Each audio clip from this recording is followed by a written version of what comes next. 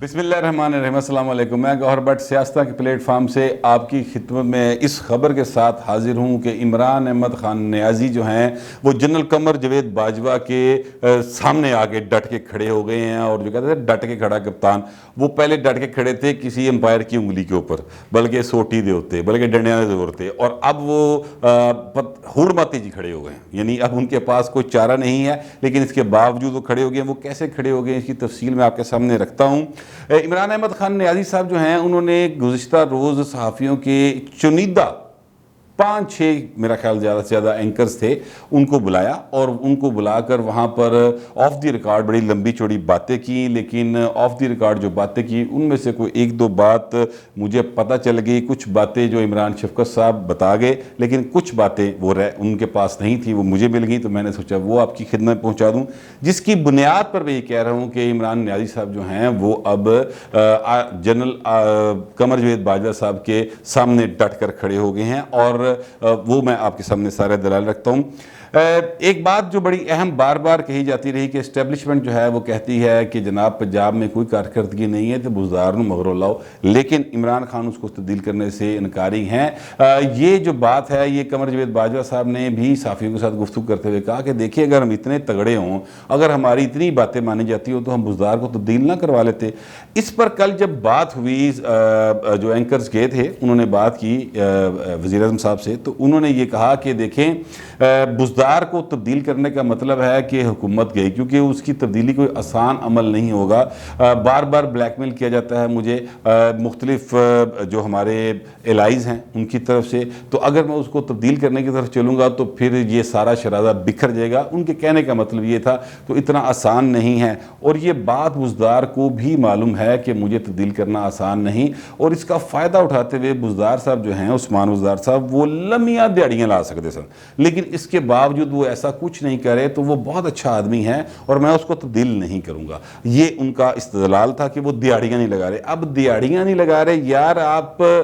मैं आपको किस तरह से इस बात को यकीन दिलाऊं कि खान साहब को या जो देखने सुनने वाले हैं, कि आप यकीन करें कि पंजाब के अंदर कोई तबादला जो है वो बगैर दिहाड़ी के नहीं हो रहा, कोई तबादला।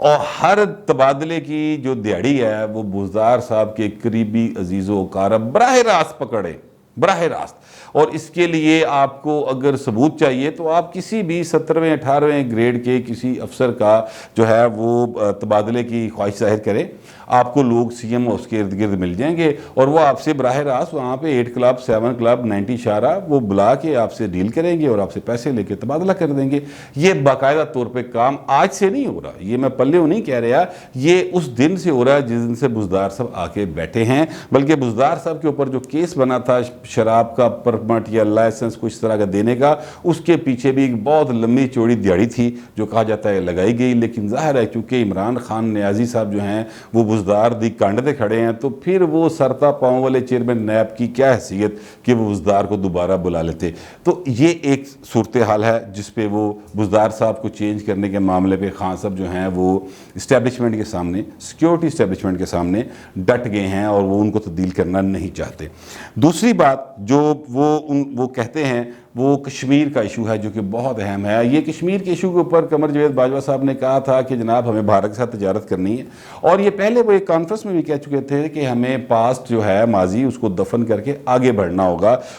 तभी जो जानने वाले समझने वाले थे, और तब उनकी जो है ना टलियाँ खड़क गई सन कि ये क्या कह रहे हैं बाजवा साहब, इसका क्या मतलब है। तो वो जो मतलब है वो मतलब यही था कि जनाब जो होना था हो गया, हुण सानू अगे बढ़ना है। अच्छा, ये एक बात अपनी जगह पर ग्राउंड रियलिटीज़ के मुताबिक ही है कि पाकिस्तान जो है वो इंडिया के साथ लड़ नहीं सकता, इंडिया पाकिस्तान के साथ लड़ नहीं सकता। दोनों ममालिक जो हैं वो एटमी क़ुव्वतें हैं और ये रिस्क जो है वो नहीं ले सकते एक दूसरे के ख़िलाफ़। लेकिन इसका मतलब ये तो नहीं है कि हम चुप करके सारा कुछ जो है वो मोदी करता जाए और हम बर्दाश्त करते जाए। इसके लिए ज़रूरी नहीं होता कि आप गोली ही चलाएँ, बम भी चलाएँ, मिसाइल ही मारो। اس کے لیے ضروری ہوتا ہے کہ آپ ایسے حالات پیدا کرتے ہیں دنیا میں اور تجارتی حوالے سے اور سفارتی حوالے سے کہ آپ کے ارد گرد لوگ جو ہیں دنیا کے وہ اہم لوگ اکٹھے ہوتے ہیں اور آپ کی بات میں وزن محسوس کرتے ہیں۔ اب یہ سارا کام کرنا ہے سٹنگ گورنمنٹ نے، اور سٹنگ گورنمنٹ دی حالت ہے وہ کہ وہ ایران اور سعودی عرب کے درمیان امریکہ کے دباؤ کے اوپر جو مذاکرات کا سلسلہ شروع ہونے لگا وہ اوتی لڑیاں پائی جا رہی کہ اسی پہلے کیا اسی پہلے کیا اسی، یہ حالت ہے۔ حالانکہ پاکستان کو اس میں کوئی رول نہیں ہے، مگر اس کے باوجود وہ کشمیر کے ایشو کے اوپر کہتے تھے کہ جناب میں سفیر بنوں گا، وہ ایسے سفیر بنے کہ کشمیری بیچارے جو ہے نا وہ ذلیل و رسوائی ہو گئے ہیں اور ان کا کوئی حالت نہیں رہی، اور ان کو پاکستان سے شاید امید بھی کم ہے۔ اب بھارت کے ساتھ تجارت کے مسئلے پر عمران خان جو ہیں وہ جنرل قمر جاوید باجوہ کے مد مقابل ہیں، ان کا موقف اس سے بالکل ہٹ کے ہے۔ وہ کہتے ہیں تجارت ہونی چاہیے اور یہ کہتے ہیں تجارت نہیں ہو سکتی کشمیر کا مسئلہ حل ہوئے بغیر۔ اب یہ عمران خان کیوں کہہ رہے ہیں؟ عمران خان یہ بات اس لیے کہہ رہے ہیں کہ چاہے وہ سب سے اس وقت کیا اس کو کہتے ہیں کہ کم مقبول سیاستدان ہی کیوں نہ ہوں، یعنی یہ بات تو جو لیبر پارٹی پاکستان ہے، یعنی وہ بہت چھوٹی سی پارٹی ہے، یا جدوجہد پارٹی ہے، یا فرض کرے وہ ایک گلوکار تھے، میرے ذہن سے اس کا نام نکل گیا ہے، وہ بڑے مشہور انہوں نے گانے گائے، انہوں نے ایک پارٹی بنائی ہے، ان کا نام میرے ذہن میں پتہ نہیں کیوں، ہاں جواد احمد صاحب جو ہیں، وہ پروڈیوسر صاحب نے مجھے یاد دلایا، جواد احمد صاحب جو ہیں ان کی پارٹی کونسلر کیا، وہ تو میرا خیال ہے شاید اپنے محلے میں کوئی اگر 3-4 گھروں میں الیکشن ہو تو وہ نہیں جیت سکتے، لیکن یہ بات وہ بھی پبلکلی نہیں کہہ سکتے کہ جناب کشمیر جو ہے اس کو آپ بھول جائیں اور تجارت شروع کر دیں، خاص طور پہ تب جب مودی صاحب جو ہیں وہ کشمیر ہڑپ کر چکے ہیں اور وہ کہتے ہیں ہم نے ہڑپ کر لیا۔ تو ایسی صورتحال میں عمران خان کس طرح سے یہ بات پبلکلی اون کر سکتے ہیں؟ وہ نہیں کر سکتے، ان کی پولیٹیکل مجبوری ہے، لیکن جب انہوں نے اس بات کو پبلکلی اناؤنس بھی نہیں کیا کہ ہم کشمیر کو جو ہے نا بھارت کے ساتھ تجارت کریں گے یا نہیں کریں گے، انہوں نے صرف یہ کہا ان اینکرز کے ساتھ کہ یار جو میں بات کہہ رہا ہوں یہ باہر نہ جائے، کہیں کوڈ نہ کریں، اس لیے کہ وہ ان کے دل میں تھوڑا سا چور ہے۔ ہاں صاحب اگر آپ اتنے ہی کمیٹڈ ہیں کشمیر کاز کے ساتھ تو باہر نکلیں یار اور کہیں کہ جناب ہم نے کسی صورت کشمیر پر تجارت نہیں کرنی۔ ایک طرف آپ بھیجتے ہیں سمری کہ جناب یہ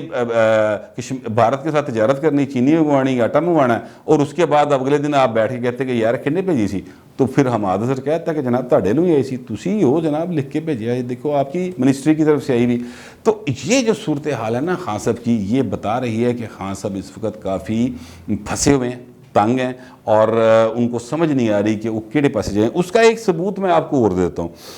خان صاحب نے یہ کہا کہ آج ہی کہا، اور یہ گلگت بلتستان میں انہوں نے یہ بات کی، آج وہاں پر گئے ہوئے تھے شاید، وہاں پر انہوں نے یہ خطاب فرماتے ہوئے کہا کہ مجھے ٹکٹ دینے کے بعد احساس ہوتا ہے کہ میں غلط ٹکٹ دے بیٹھا، اور میں ٹکٹ دینا چاہتا تھا کسی اور کو لیکن کچھ اور لوگوں کو مل گیا۔ تو اس طرح کی بات جو ہے وہ خان صاحب نے آج پھر کی، جس کا مطلب جو ہے وہ یہ نکلتا ہے کل ملا کے کہ خان صاحب جیڑا قصون لڑائی تو بعد یاد آوے نا وہ اپنے منہ تے مارنا چاہیے، ٹھیک ہے؟ شاید آپ کو نیکسٹ ٹائم یاد رہے کہ یہ قصون دوجے نو مارنا سی۔ خان صاحب جو ہیں وہ ہر بات غلط کر کے، غلط اقدام اٹھا کے اس کے بعد کیا مسئلہ دوسروں پہ ڈال دیتے ہیں۔ یہ پہلی دفعہ ہوا کہ انہوں نے کہا کہ جی مجھ سے یہ غلطی ہو گئی۔ اب وہ غلطیوں کے اعتراف کا موسم آ رہا ہے، میں آپ کو یہ بتاتا جاؤں، اس لیے آ رہا ہے کیونکہ اب خان صاحب جو ہیں وہ چاہتے یہ ہیں کہ وہ ذرا پبلک میں اپنی سمپتیز حاصل کریں۔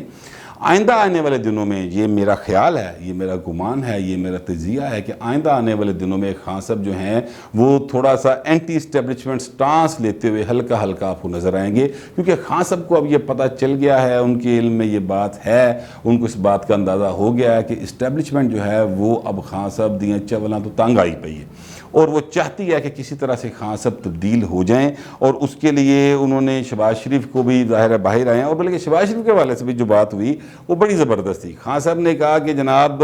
شہباز شریف کو جو باہر لائے ہیں ان سے پوچھیں وہ کیوں لے کے آئے ہیں، جس کا مطلب یہ ہے کہ وہ سیکیورٹی اسٹیبلشمنٹ کے اوپر یہ بات ڈال رہے ہیں کہ وہ لے کر آئے ہیں شہباز شریف کو باہر، اور پھر ساتھ ہی انہوں نے کہا کہ جی عدالتیں جو ہیں وہ عدالتی نظام ہمارا فرسودہ ہو چکا ہے اور اس میں ضمانتیں مل جاتی ہیں، یعنی بینک ٹو بینک ٹرانسفر ہوئی ہوتی ہے، اس کے باوجود ضمانتیں مل جاتی ہیں۔ اس طرح کی باتیں کرتے ہیں خان صاحب. پھر خان صاحب یہ بھی کہتے ہیں کہ چین کا جو ماڈل ہے نا وہ کبھی میرے پاس ہو. کبھی ان کو امریکہ کا صدارتی نظام پسند آتا ہے, کبھی وہ جو ہے اس کی بات کرتے ہیں کہ سعودی عرب کے نظام کی, کبھی وہ کہتے ہیں جناب مدینہ کی ریاست ہے, کبھی وہ کہتے ہیں چین کا نظام ہے. تو خان صاحب کل ملا کے جو ہے نا, اب میرا خیال ہے کہ ان قریب یہ اعلان کر دیں گے جو حالات ان کے بنے ہوئے ہیں کہ جناب مجھے تو میں بھی اچھا نہیں ملا. یعنی یہ اب صرف بات کہنا باقی رہ گئی ہے, باقی ہر چیز جو ہے نا وہ خان صاحب دوسروں پہ ڈالتے چلے جاتے ہیں, اپنی غلطیاں نہیں مانتے. اب جو قمر جاوید باجوہ صاحب نے باتیں کی تھیں وہ ذرا ریالٹی کے نزدیک ہیں, اور ان کے نزدیک وہ جو مسئلہ خاص طور پہ بھارت کے ساتھ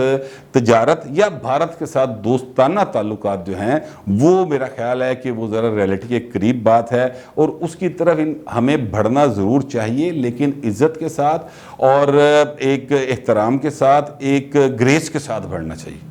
لیکن اس کے لیے ضروری ہے کہ جو ہماری حکومت بیٹھی ہو, جو یہاں پر اس وقت حکومت موجود ہے, وہ ذرا کو گریسفل جی حکومت ہوئے, اس کے اوپر اعتماد کیا جا سکتا ہو, اس کے اوپر لوگ جو ہیں وہ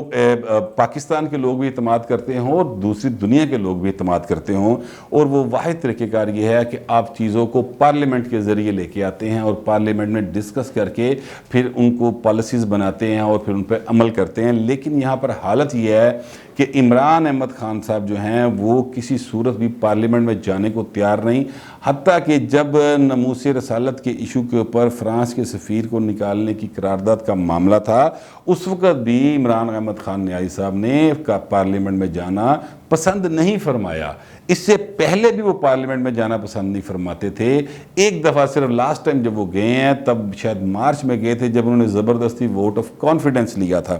اب کہا یہ جا رہا ہے کہ خان صاحب آہستہ آہستہ اس نہج پر آگے ہیں جہاں پر وہ اسمبلیاں توڑنے کی طرف چلے جائیں گے, اور وہ ایسے حالات پیدا کرنا چاہتے ہیں, وہ یہ چاہتے ہیں کہ اپوزیشن ایسے حالات پیدا کر دے کہ اسمبلیاں توڑنی پڑ جائیں یا مارشل لا لگ جائے, کیونکہ خان صاحب سے حکومت چل نہیں رہی, اور وہ پبلک سمپتھی حاصل کرنے کے لیے اپنے آپ کو دوبارہ عوام میں لانے کی کوشش کر رہے ہیں کہ کسی طرح لوکی بھول جان کہ بھوک کنی لگی سی, کدا کدا روزگار گیا سی, وہ بھول جائیں کہ جناب کون کون بندہ جو ہے وہ چینی کی قطاروں میں کھڑا تھا روزے کے ساتھ, وہ بھول جائیں کہ آٹا جو ہے وہ 80 روپے کلو, اللہ دی سو میں آج لاہور دے چ خرید کے لے آیا 80 روپے کلو آٹا. مجھے یاد ہے میں بے نظیر بھٹو کے دوسرا دور حکومت تھا تو ایک آٹا جو ہے وہ 7 روپے کلو ہو گیا. تو اس وقت ایک زبیر صاحب ہوا کرتے تھے, بڑے اچھے شاعر تھے, انہوں نے یہ کہا تھا, نظم لکھی تھی باقاعدہ اور وہ خبر اخبار میں شائع ہوئی تھی, وہ یہ تھا کہ بی بی پہ گیا ہنیر آٹا 7 روپے سیر, ٹھیک ہے, اور آج 80 روپے سیر آٹا میں لے کر آیا ہوں. اور یہ میں لے کے آیا ہوں, اس کا مطلب یہ ہے کہ ہر جو بندہ ہے وہ عام آدمی ورکنگ کلاس کا, ظاہر ہے اس نے آٹا خریدنا کھانے کے لیے. یہ حالت ہوئی ہے, جبکہ جب شہباز شریف کا دور تھا اس وقت آٹا جو ہے وہ 40 روپے سے اوپر نہیں گیا تھا, برے ترین حالات میں بھی. تو اب 80 روپے سیر آٹا. خان صاحب چاہتے ہیں کہ لوگ یہ ساری باتیں بھول جائیں گے, میں ایسی کو واردت پاؤں گا اسٹیبلشمنٹ کے خلاف, اور جتنی موو بنی ہوئی ہے اس کو میں یوں اچک کے لے جاؤں گا, اور اس کے بعد میں کہوں گا جناب میں دوبارہ الیکشن کراتا ہوں اور میں جیت کے آ جاؤں گا. حالانکہ جو حالت ان کی NA 249 میں ہوئی ہے اس کے بعد عقل مند آدمی تو یہی کہے گا کہ جناب بکسے نو مارو تالا, فلائٹ پھڑو تو جا کے جماعہ نال باقی زندگی گزارو. لیکن جو چونکہ خان صاحب ہیں ہوراں لے ٹیکے ہیں, پکے سوٹے ہیں, پتہ نہیں وہ پھر کیا کریں گے, اس کے بارے میں ابھی انپریڈکٹیبل آدمی ہیں. یہی خیال ہے اسٹیبلشمنٹ کا ان کے بارے میں. اب یہ ساری صورتحال جو میں نے آپ کے سامنے بیان کی ہے وہ ہر اس بات کا رد پیش کر رہے ہیں, وہ ہر اس بات سے کی مخالفت کر رہے ہیں جو قمر جاوید باجوہ صاحب کے خیال میں درست ہے, جس کا مطلب یہ ہے وہ جو ایک صفحہ تھا نا وہ صفحہ لیرو لیر بھی ہو گیا ہویا, اور صفحے نہیں وکھری ہوئے, کاپیاں وکھری ہو گئی ہیں. اس لیے پاکستان میں جو بجٹ تک کا ٹائم ہے نا, بجٹ آنے تک کا, وہ کافی سیاسی اعتبار سے افراتفری کا مجھے لگتا ہے ٹائم ہوگا. بہرحال دعا کی جانی چاہیے کہ اللہ تعالی ہمارے حکمرانوں کو, موجودہ رجیم کے تمام سیاستدانوں کو یہ عقل دے اور یہ شعور دے کہ وہ صرف پاکستان اور یہاں کے غریب لوگوں کے بارے میں, اس 22 کروڑ عوام کے بارے میں سوچیں اور کوئی اچھے فیصلے کریں. امید تمہیں یہی کرنی چاہیے. باقی جو ان کے حالات ہیں اس سے کوئی بہت ہی امید بنتی نہیں ہے، لیکن اللہ کے گھر دیر بے شک ہے، اندھیر نہیں ہے، یہ مجھے یقین ہے.